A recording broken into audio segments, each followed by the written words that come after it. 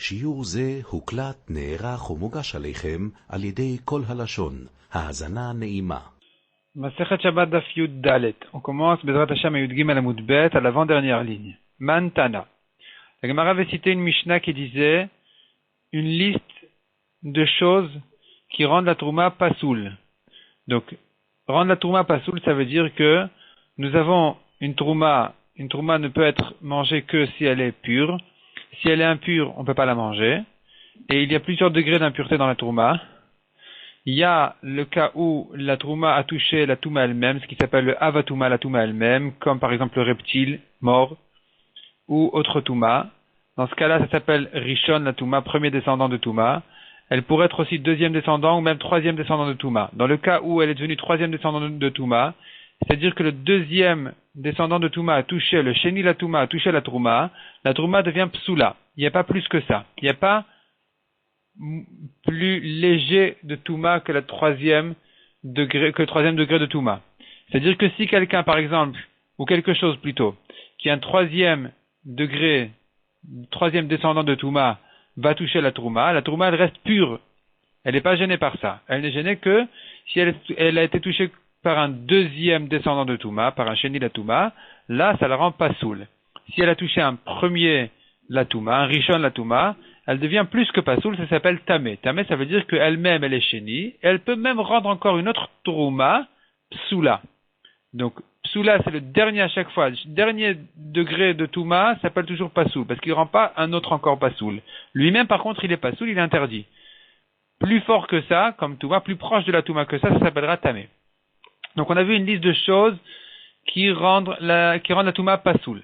Et là, la camarade reprend cette Mishnah en question, chose par chose.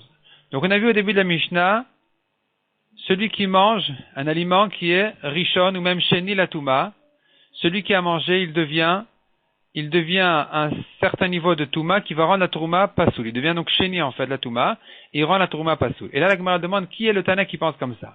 Donc on commence ici à Yud Gimel Amud Bet, l'avant-dernière ligne. Man Tana, qui est le Tana qui a enseigné que Ha'ochel Rishon, donc Ha'ochel, ça veut dire celui qui mange, Ochel, c'est un aliment, Rishon, premier descendant de Touma, donc un aliment qui aurait touché la Touma elle-même, et de même, Ve'ochel Ochel Sheni, celui qui a mangé un aliment de deuxième descendant de Touma, Mifsal Pasle, ça ne rend la Touma que pasoul, ça ne la rend pas tamé. La trouma ne devient pas tméa, elle ne devient que psoula. Autrement dit, elle est troisième descendant de Touma, elle est shlishi, et donc elle est psoula elle-même, elle est interdite, mais elle ne rend pas plus que ça tamé. Donc qui est le Tana qui pense comme ça, que celui qui a mangé un aliment qui est rishon ou sheni la Touma, il rend la trouma pasoul, et pas plus que ça, pas pire que ça. Répond la Gemara, Amar Rabba Barbachana Rabbi Yoshua. Ce Tana, c'est Rabbi Yoshua. D'Etnan, et là, la Gemara, elle va ramener une autre Mishnah. On voit une discussion à ce propos. Une Mishnah qui dit comme ça. Rabbi Eliezer Omer. Ochel Rishon. Celui qui mange un aliment qui est Rishon Atuma, celui qui l'a mangé, il devient lui-même Rishon. Ochel Sheni. Celui qui mange un aliment qui est Sheni, qui est deuxième descendant de Touma, il est lui-même Sheni, lui-même il est considéré deuxième descendant de Touma. Il ne descend pas d'un cran. Ochel Shlishi. Celui qui a mangé un aliment qui était déjà troisième descendant de Touma, il s'est éloigné déjà de la Touma de 3 crans, il y a la Touma elle-même, qui a touché un aliment, qui a touché un autre, qui a touché celui-ci, donc celui-ci il est troisième, il a été mangé par quelqu'un, ce quelqu'un en question qui a mangé ce troisième aliment, il est shlishi, cet homme-là, il devient shlishi la Touma. Rabbi Yoshua Omer, Ha'ochel Rishon.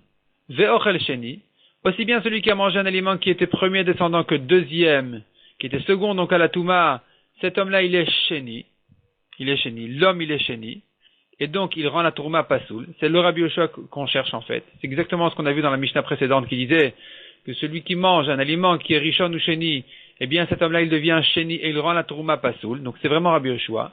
Shlishi, celui qui a mangé un aliment qui est Shlishi, qui est déjà troisième descendant de Touma, Sheni la Kodesh, cet homme-là il devient Sheni en ce qui concerne le Kodesh, c'est-à-dire s'il va toucher de la viande de Korban, il va la rendre Shlishi, Dans les korbanot, nous avons même Revi. Il y a même un 4e degré de Touma dans les korbanot. C'est-à-dire, on craint même le 4e degré, en fait, pour interdire la viande de korban.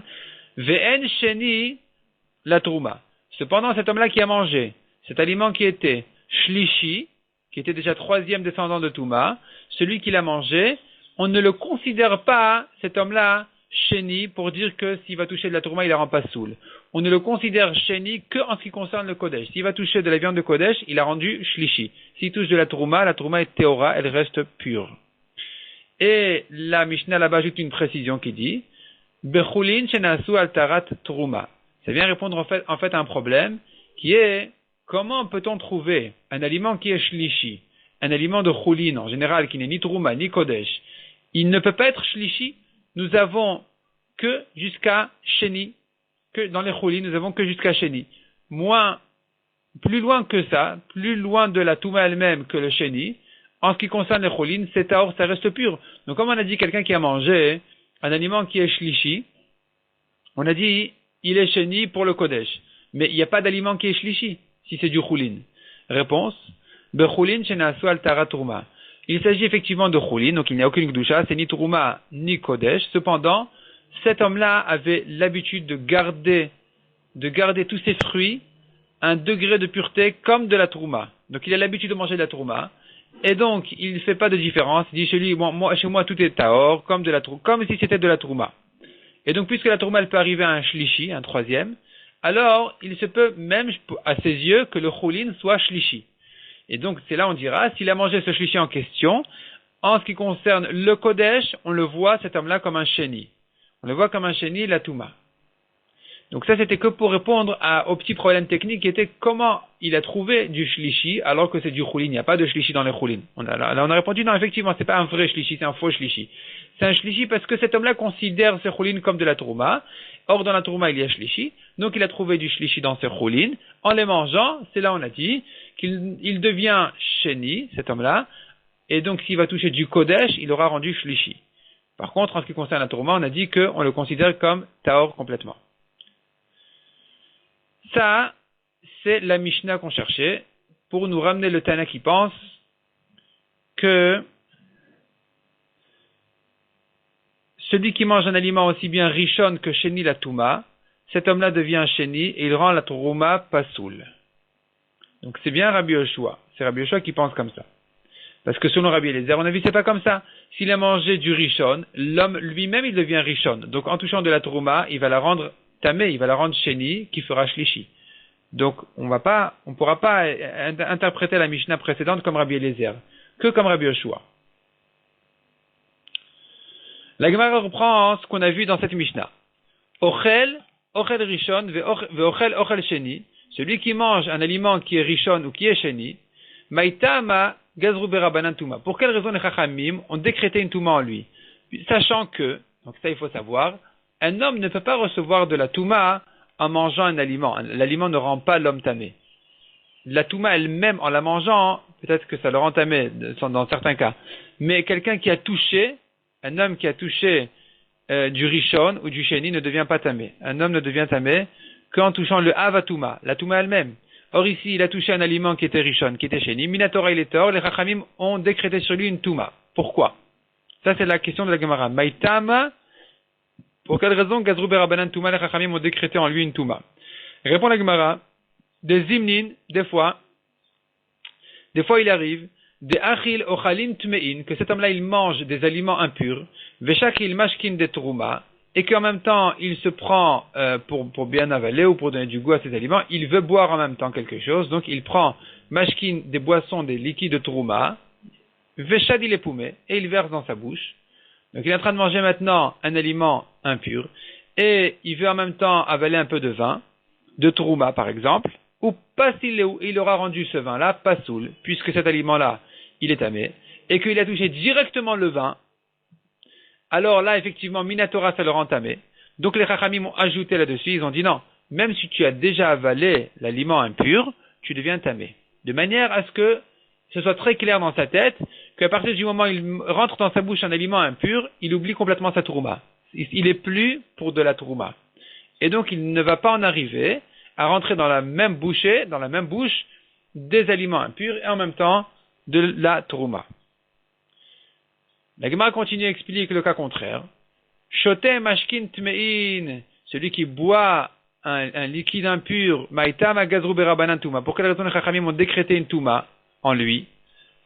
Des imnin, des shata mashkin tmein. Il répond à la Gemara des fois, il boit mashkin tmein, des boissons impures. Veshakil ochalin et trouma, et il prend en même temps un aliment de trouma, veshadil et poumé, et il le met dans sa bouche, ou pasileo, il le rend pasoul. Donc ici aussi, les chachamim ont dit, de manière à ce qu'il n'y ait pas de rencontre entre la boisson impure et la trouma directement, comme ce qu'on a vu dans le cas précédent, qu'il n'y ait pas de rencontre entre l'aliment impur et la boisson de trouma, et bien dans tous ces cas-là, les chachamim ont dit, à partir du moment où il a avalé, il a mangé un aliment ou même une boisson impure, dorénavant, il rend la trouma pasoul. Il ne peut plus manger de la trouma parce qu'il va la rendre pasoul. Demande la Gemara Haïnouhach. Deux mots la question. Haïnouhach. C'est le même cas. Quelle est la différence? Pourquoi est-ce que la Mishnah a eu besoin de dire aussi bien s'il a mangé que s'il a bu? Finalement, c'est la même Xéra. Répond la Gemara Maoud et Tema. Qu'est-ce que tu aurais pu dire? Ha-shriche, ve'alo-shriche. Ça, c'est fréquent. Ça, c'est pas fréquent. Il est plus fréquent qu'un homme qui mange, il veuille boire en même temps, plutôt qu'un homme qui boit, qu'il veuille rentrer un aliment en même temps dans la bouche. C'est pas très pratique. Donc ça, c'est moins fréquent. J'aurais pu croire que dans ce cas-là, les chachamim ne vont pas décréter. Les chachamim diront que quelqu'un qui a bu quelque chose d'impur, il aura le droit de manger ensuite de la trouma parce que il n'est pas fréquent, on n'a pas à craindre qu'il va rentrer l'aliment de trouma en même temps qu'il a la boisson impure dans sa bouche. Kamash malan, on vient nous apprendre que non, c'est faux. Enfin, c'est pas faux ou pas faux, mais en tout cas, les chachamim, dans ce cas-là aussi, ont décrété que celui qui boit une boisson impure, lui aussi, il rend pasoul la trouma. Ici aussi, on va craindre qu'il risque de rentrer un fruit de trouma en même temps qu'il a sa boisson impure dans la bouche. Point. Donc, on a terminé à traiter ces premiers cas-là des xérot des chachamim qui ont été faites. On a vu ensuite encore d'autres xérot, d'autres décrets de chachamim qui ont dit comme ça. Celui qui se trempe dans de l'eau puisée, donc pas de l'eau de mikvé. Donc, en fait, quand on veut dire de l'eau puisée, on veut dire par là pas de l'eau de mikvé. Il s'est trempé, il est rentré sa tête et la majorité de son corps dans de l'eau pareille, dans une eau comme ça, il est tamé. Ça, c'est une xéra de chachamim qui fait partie des 18 choses que les chachamim ont décrétées chez Hanania ben Chizkiah. Maïta magazru berabanan touma. La Gemara ici explique pour quelle raison les chachamim ont-ils décrété une touma dans ce cas-là. Amar Rav Bivi Amar Ravasi, shebatrila ayut ovlin bemem me'arot mechunasin usruchin. Au début, ils avaient l'habitude de se tremper dans un mikvé de l'eau de grosse réunie, de l'eau rassemblée, donc regroupée, de l'eau de mikvé, usruchin qui était sale. Vayu notnin alen maim sheuvin, et ensuite, ils faisaient passer ces saletés-là avec de l'eau propre. Et triluva saum keva. Ils ont commencé à en faire vraiment quelque chose comme obligatoire. C'est devenu vraiment un minag habituel, qu'à chaque fois après on se trempe au mikvé, on se rince à l'eau propre. Gazro aleem touma. Les chachamim ont décrété que dorénavant, il y aura donc de la touma dans cette eau propre, de manière à ce que on ne se lave pas à l'eau propre après le mikvé. Maï keva. Quel est le keva qu'ils se sont institués comme quelque chose d'obligatoire? Qu'est-ce qui est devenu à leurs yeux obligatoire qui a amené les chachamim à décréter que ça, au contraire, ça va le rendre tamé? Amar Abaye répond la Gemara. La Gemara vient expliquer, plutôt ajouter une précision. Les gens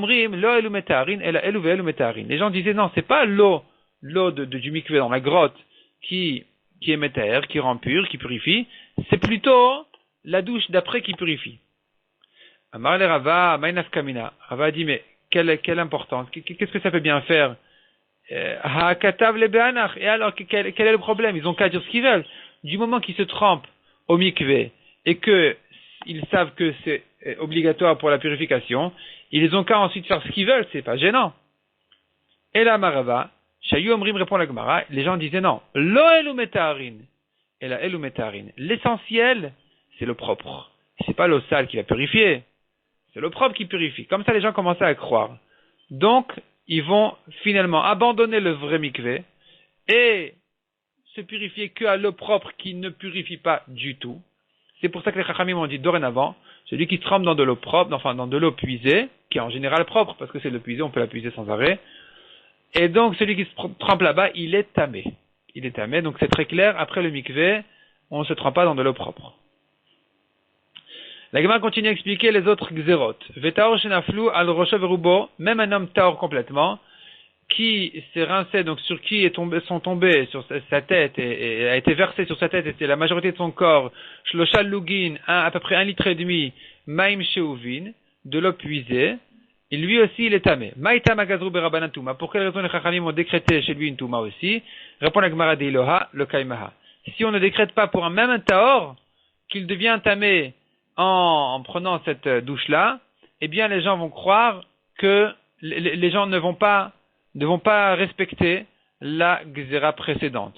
Ils vont dire c'est quelle est la différence, il n'y a pas de différence entre quelqu'un qui s'est trempé au mikvé qui ensuite est passé à l'eau propre, que lui tu dis il est tamé, et l'autre qui était taor, il s'est douché à l'eau propre, et lui tu vas dire qu'il est taor. Pourquoi cette différence? Si l'eau puisée, elle rend tamé, alors il n'y a pas de différence entre quelqu'un qui se trempe dedans ou quelqu'un qui s'est douché.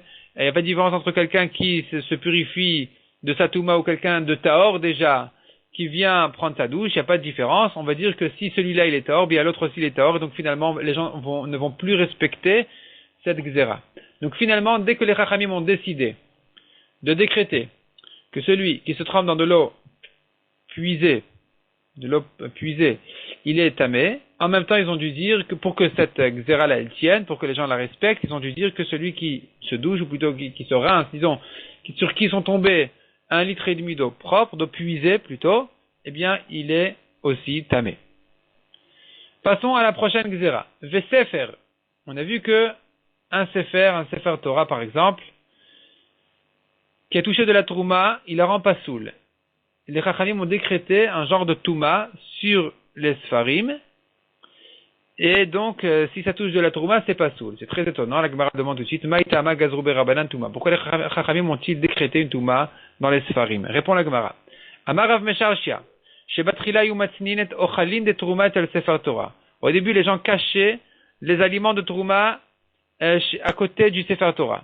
Ve'amru haïkodesh vaïkodesh, disait le sefer Torah il est kadosh, la trouma c'est kadosh. Et donc ça c'est une bonne place. On peut les garder là-bas. On peut garder la trouma à côté du sefer Torah. Dès que les chachamim ont vu, des keatu idepseda, qu'on en arrivait à une perte, à perdre les sefer Torah, parce que les souris qui viennent manger la trouma, ils continuent à chercher chez le sefer Torah quelque chose à manger. Donc finalement, ils vont abîmer les sefer Torah. Dorénavant, gazrou berabanan touma, les chachamim ont décrété une touma, même sur le sefer. Autre xéra qu'on a vu, vayadaim, les mains. Les mains, les chachamim ont décrété dessus une touma. Donc, les mains, en général, qui ont touché de la touma, ça la rend pas soul, jusqu'à ce que on se lave les mains correctement. Explique la Gemara, les mains tripotent partout.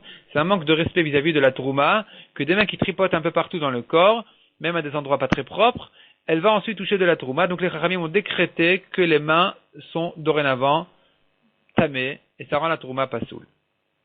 Tana, la Gemara ramène encore une braïta qui dit Af yadaim abaot machmat sefer poslot et atruma. Donc non seulement les mains en général, ou plutôt non seulement, disons, le sefer Torah lui-même rend pas soul la touma en la touchant directement, mais même des mains qui ont touché un sefer Torah rendent la touma pas soul, en touchant ensuite la touma. Pourquoi? Mishum de Rabbi Parnach. De Amar Rabbi Parnach, Amar Rabbi Yochanan. La Gemara explique par l'enseignement de Rabbi Parnach qui a dit Aochez Sefer Torah Arum, celui qui touche un Sefer Torah nu, directement il touche le parchemin, Nikbar Arum, il sera enterré nu. Arum Salkadatar, est-ce que vraiment tu penses, va monter à ton esprit de dire qu'on va l'enterrer nu? Et la Rabbi Zera, la Gemara corrige une précision, Arum Belo Mitzvot, nu de Mitzvot, il sera vide de Mitzvot cet homme-là. Belo Mitzvot Salkadatar, est-ce que vraiment tu vas monter à ton esprit de dire qu'il aura perdu toutes ses Mitzvot? Et la Ema Arum Belo Ta Mitzvah.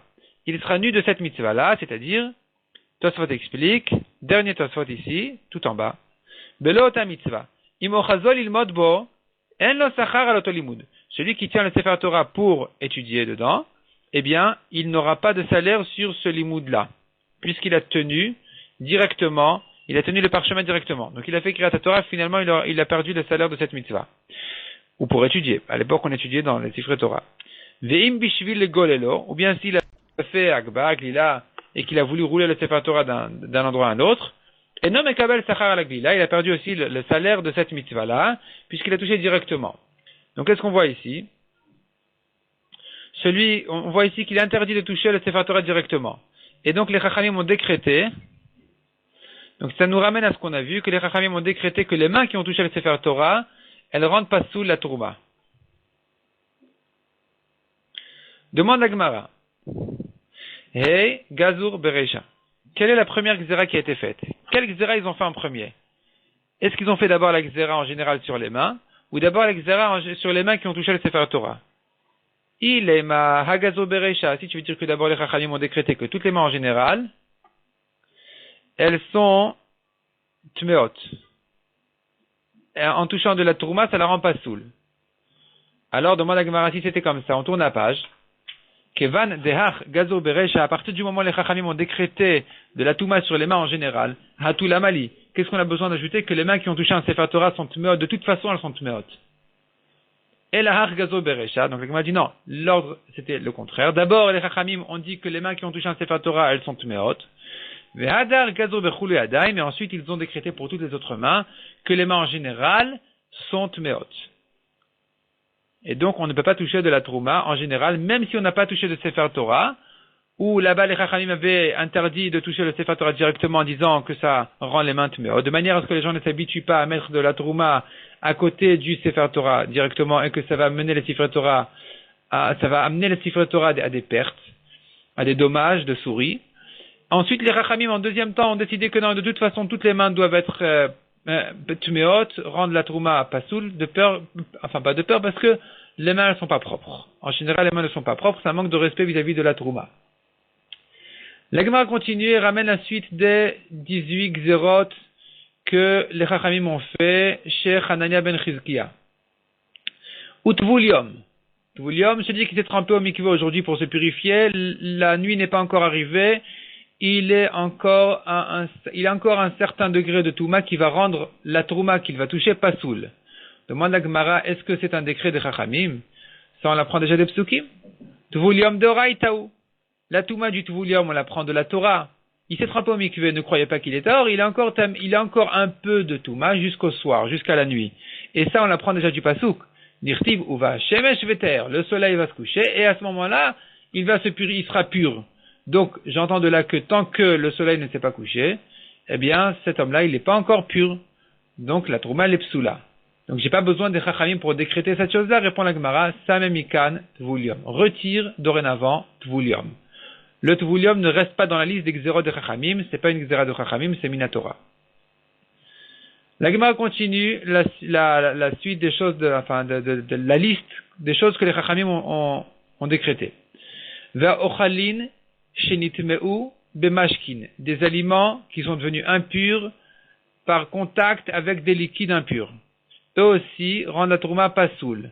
Demande la Gemara, bemashkin demai, de quel liquide il s'agit?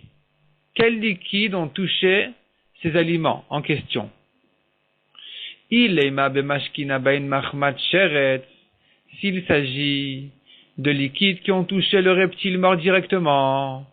Et c'est sur eux qu'on a dit que les Chachamim ont décrété que si un aliment touche ce liquide en question, il rend la trouma pasoul. D'accord? Donc on reprend. Il y a le sheret, la touma elle-même, qui est avatouma. Il y a les liquides qui ont touché le sheret qui sont devenus rishon atouma. Il y a les aliments qui ont touché ces mashkin qui sont devenus sheni second à la touma. Et eux, en touchant de la trouma, ça la rend pasoul parce qu'elle sera shlishi. Et la trouma shlishi, on sait bien qu'elle est pasoul. Mais la Gemara demande, mais ça, c'est pas une Xéra de Chachamim, ça, on l'apprend des Psukim, c'est Minatora. Deoraita ninu. Ça, c'est déjà Minatora, cette Touma-là, elle est Minatora. Dirtiv, comme il est écrit, Kol Mashke Asharishate. Il est écrit à propos de la Touma, Kol Mashke, tout liquide Asharishate qui sera bu, un liquide pareil, il a de la Touma. Puisqu'il a de la Touma, alors, automatiquement, je comprends que cette Touma-là, elle va rendre les aliments impurs. Donc, comme on a dit, le liquide en question, il est devenu rishon, il rend les aliments qui va toucher sheni, second, Et c'est là effectivement que Minatora, on va reconnaître la Touma, enfin le psoul, disons, de la Trouma, ensuite, qui va toucher ce chéni-là. La Trouma, elle va devenir Shlishi, donc psoula. Donc c'est Minatora, c'est pas une Gzera de Chachamim. Répond la Gemara, Ela bemashkin habain mahmat yadaim. Il s'agit de boissons de liquide qui sont devenues tamées, non pas Minatora en touchant un chéretz, mais en touchant habain, ils viennent à cause des mains. Leur Touma, ces liquides ont été mis en contact avec des mains, la main d'un homme, qui est en général tamé par Gzera de Chachamim. Donc, toute la Touma de ces boissons-là, ces liquides-là, n'est que Midera Banan. Et ensuite, quand ils vont toucher un aliment, on va le considérer, cet aliment-là, Sheni, qui va rendre la Trouma Pasoul. Donc, malgré que, ici un grand chidouche, malgré que les mains ne sont qu'à un degré de Sheni, la Touma en général, des mains, en général, les Chachamim ont décrété que c'est comme Sheni la Touma, comme on a dit, ça rend la Trouma Pasoul, ça la rend Shlishi. Cependant, quand ces mains-là vont toucher un liquide, ce liquide-là remonte à un degré de Rishon la Touma, et il va ensuite rendre les aliments qui va toucher Sheni, qui vont rendre ensuite Pasoul la Trouma. Ou Gzera, la raison de cette Gzera, pourquoi les Chachamim ont décidé que ces aliments en touchant ces mashkin, ces liquides, ils sont aussi tamés, Mishum Gzera Mishum Mashkin Habain Mahmat Sheretz. Parce qu'il se trouve des fois des liquides qui sont tamés vraiment Minatora, qui sont vraiment Rishon la Touma Minatora, parce qu'ils ont touché un Sheretz. Un liquide qui touche un Sheretz, le Sheretz il est Avatouma, c'est la Touma elle-même. Le liquide il devient Rishon la Touma Minatora. S'il touche ensuite un aliment, l'aliment sera Sheni. Il sera second à la Touma. Et donc, les Chachamim ont dit que dorénavant, tous les liquides qui sont tamés pour n'importe quelle raison, même pour une raison des Rabbanan, comme par exemple que des mains ont touché ce liquide, eh bien ce liquide-là, au lieu d'être un degré en dessous, il remonte à être Rishon Atouma, comme s'il avait touché un chéret, parce qu'on risque de le confondre avec un autre liquide qui a touché le chéret, en disant ça c'est tamé, quelle est la différence? Eh bien justement, il n'y a pas de différence dorénavant. Midera Banan, on considère que ces liquides-là sont comme Rishon Atouma, et donc ils rendent les aliments qui vont les toucher, ils vont les rendre Sheni Atouma. C'est pour ça qu'on a dit, un aliment qui a touché un liquide, même un liquide qui n'est tamé que Midera Banan, comme on a vu, eh bien l'aliment qu'il a touché, il devient Sheni et il rend la Touma Pasoul. On continue. Ve'akelim. Ve'akelim, les récipients shenitmeu bemashkin, qui sont devenus impurs à cause de liquide. Kelim deitmeu bemashkin demai. La Gemara demande, mais ces récipients-là, ils sont devenus impurs à cause de quel liquide? Il est bemashkin de zav, s'il s'agit des liquides de l'homme impur, du zav, un homme qui a eu un écoulement impur, et que donc maintenant ces liquides, comme par exemple sa salive ou ses urines, ont touché ces mashkin, cette boisson-là, ce liquide, et ça l'a rendu tamé, et c'est ça qu'on parle que ce liquide-là maintenant, eh bien, il est tamé. La Gemara demande, non, je reprends, je me suis trompé. Si l'objet, on a dit, je reprends, un objet, un récipient qui est devenu tamé à cause d'un liquide. De quel liquide il s'agit, demande la Gemara. S'il s'agit du liquide directement du zav, le zav a craché, son crachat est tombé sur un récipient. Ce récipient-là, il est tamé, on a dit, c'est une gzera de chachamim. Demande la Gemara, c'est pas une gzera de chachamim du tout. Deorai taninu. C'est une touma minatora. Dirtiv, comme il est écrit très clairement dans le pasuk. Vechi yarok hazav batahor. S'il va cracher le zav sur batahor, dans le tahor, l'homme pur. Et on apprend de ce pasuk-là, non seulement l'homme pur lui-même, mais même Mashebeyad Tahor, ce qui se trouve dans la main de l'homme pur, Timet Ilecha, je te l'ai rendu impur. Je te considère impur si le zav a craché dessus. Donc on voit qu'un zav, un homme impur, qui a craché sur un récipient, ce récipient-là, il est tamé minatora. Donc, ce qu'on a vu ici, dans cette liste des 18 xérotes, on a vu un récipient qui a touché un liquide impur, les Chachamim ont décrété sur ce récipient-là de la Touma, c'est pas les Chachamim. Si le liquide impur qui a touché le récipient, c'est directement le crachat du Zav, c'est une Touma de Oraita. Répond la Gemara, et là de quoi il s'agit ici? Bemashkin abain mahmat sheret. Il s'agit ici de liquide, pas le liquide directement du Zav, pas la salive du Zav. Il s'agit d'un liquide qui a touché le sheret, qui a touché le reptile. Et donc, ce liquide-là, il descend d'un cran, il devient Rishon Atouma. En touchant ensuite un objet, il ne l'a pas rendu Tameh Minatora du tout. Un objet ne peut pas recevoir, un récipient Minatora ne reçoit pas de Touma d'un Rishon. Il ne peut recevoir un objet de Touma que directement du Avatouma. Or ici, il a touché le Rishon, il a touché donc les liquides qui ont touché le Sheret. Donc le Sheret c'était Av, les liquides c'était Rishon. Cet objet-là, il ne peut pas être Tameh Minatora. Les Chachamim cependant ont décrété là-dessus une Touma. Pourquoi? C'est ça ce que la Gemara vient expliquer maintenant. Donc je reprends. Ela bemashkin abayin machmat sheret. Il s'agit ici de liquides qui sont tamés à cause d'un sheret. Ils sont tamés à cause d'un sheret, donc ils sont rishon. Et donc minatora, ils ne rendent pas les récipients tamés. Et cependant, les Chachamim ont décrété pourquoi? Gzera mishum mashkin dezav. Les Chachamim ont dit, les gens ne vont pas faire la différence, ils vont confondre un liquide qui est tamé parce qu'il a touché un sheret avec un liquide du zav directement, le crachat du zav. Ils vont dire que si ça ne rend pas le kli impur, alors, donc si le liquide qui a touché la souris morte ne rend pas le liquide impur, alors le crachat du zav non plus ne va pas rendre le kli impur. Et donc les gens ils vont confondre, ils vont dire de même que le liquide qui a touché la souris ne rend pas le kli impur de la même manière, comme on a dit, le crachat ne rend pas le kli impur. Et donc c'est pour ça qu'ils ont dit dorénavant tout le rend impur. De même que le crachat du zav rend le kli impur, minatora, de la même manière, midera banan, les chachamim ont ajouté en disant qu'un liquide qui a touché une souris morte, il va rendre le kli impur. Passons au cas suivant. Viadaim, c'est pas le cas suivant, la Gemara le reprend un petit peu en arrière. On a vu que les mains, ça fait partie de la liste des choses qui ont été décrétées par, comme on a vu, les élèves de Shammai et de Hillel. Et là, la Gemara s'étonne dessus. Et là, cet étonnement-là, il va jusqu'à la fin du daf. La Gemara demande, Viadaim talmidei Shammai ve'Hillel gazur. Est-ce que ce sont les élèves de Shammai et de Hillel qui ont décrété la Touma sur les mains? Shammai ve'Hillel gazur. C'est pourtant Shammai et Hillel eux-mêmes, pas leurs élèves, qui ont décrété. Des Tanya, comme on voit dans une braïta. Yosef ben Yoezer ish Tsereda, Yosef ben Yochanan ish Yerushalayim. Donc Yosef ben Yoezer, homme de la ville Tsereda, Yosef ben Yochanan, homme de la ville d'Yerushalayim, Gazru Touma al-Eretz Amim, ont décrété de la Touma dorénavant sur les terres des peuples, donc en dehors de Eretz Israël, la terre a de la Touma, Ve'al Klez Ruchit, et sur les objets en verre, qui Minatora n'ont pas de Touma, Midrabanan, ils ont une Touma.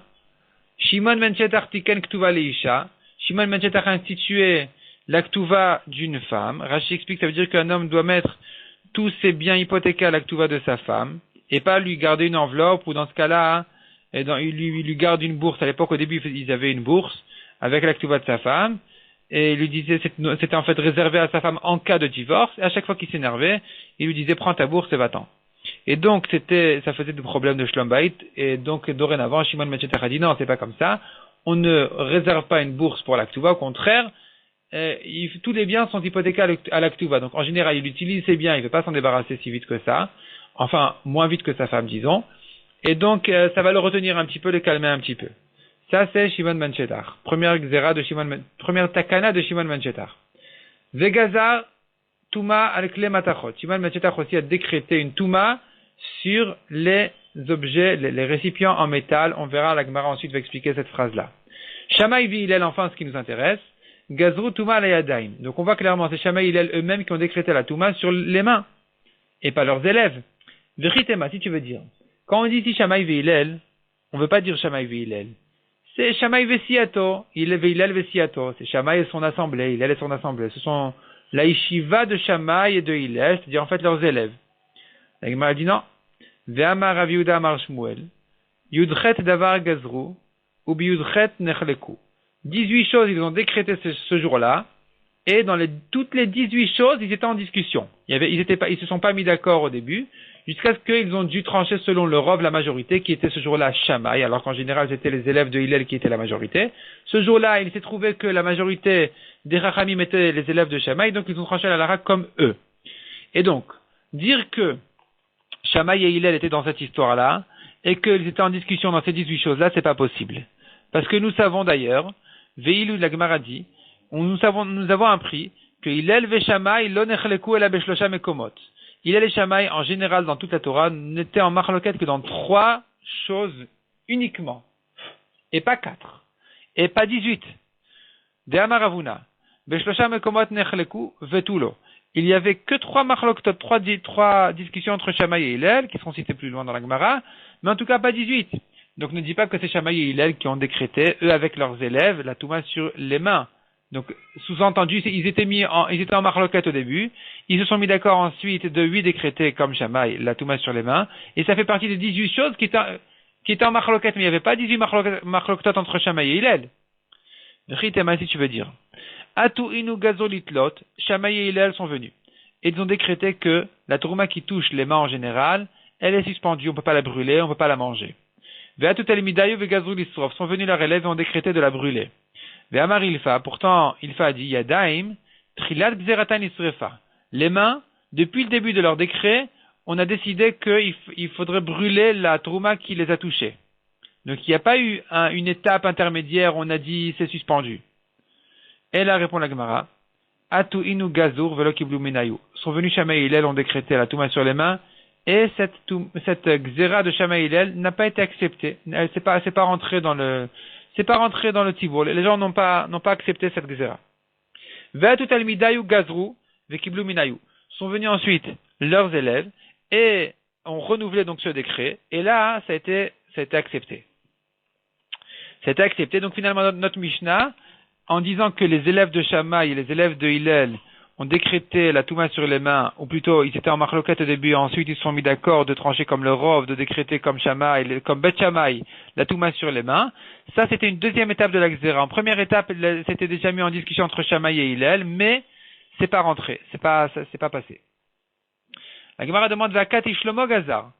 Pourtant, c'est pas Shammai et Hillel, ni même Bet Shammai et Bet Hillel, leurs élèves donc qui ont décrété sur les mains. C'était une Gzera qui était bien avant. C'était Shlomo Amelech. D'Amar Rabbi Damar Shmuel. Besha Shetiken Shlomo Eruvin Untilat Yadaim. Lorsque Shlomo Amelech a institué 2 grandes mitzvot, qui étaient la mitzvah de Eruvin et la mitzvah de Netilat Yadaim. Yatzta bat kol ve'amra. Est sortie une voix céleste et a dit, Bni im chacham libecha ismach libi gamani. Mon fils, si ton cœur est sage et chacham, mon cœur se réjouira aussi. Autre passage qui dit, chacham bni vesamach libi, mon fils est chacham et mon cœur se réjouit, ve'ashiva chorfai davar, et dorénavant j'aurai une bonne réponse à ceux qui m'insultent, comme quoi vraiment j'ai réussi mon fils.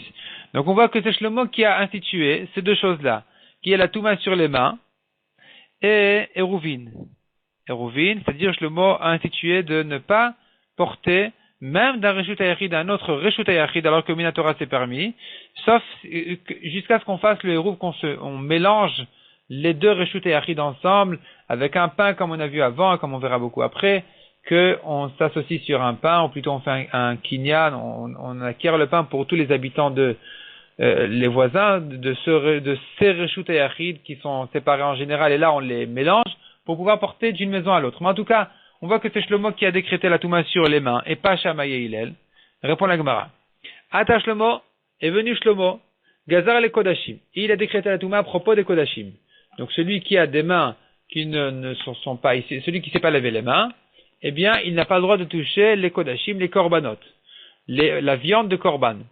Ve'atu inu sont venus Shammai et Hillel, et plus fort que ça encore, leurs élèves, Ve'gazur afli Trouma. Ils ont décrété cette Touma là sur les mains, même pour la Trouma et pas que pour les Kodashim. Donc c'est une Gzera qui a été faite en 3 temps.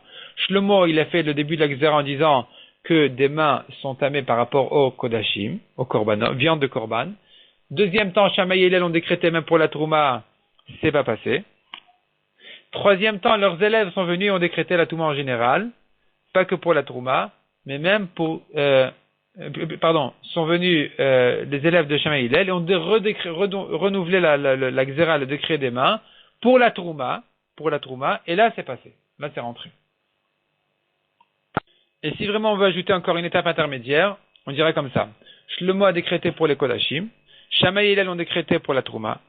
Ensuite, quand Bet Shammai et Bet Hillel ont décrété que le Sefer Torah rend pasoul la Trouma, ils ont décrété aussi que les mains qui ont touché un Sefer Torah rendent la Trouma pasoul. Et ensuite, les élèves de Beth Shammai et Beth Hillel ont décrété finalement que toutes les mains rendent la Trouma Pasoul, même si elles n'ont pas touché de Sefer Torah.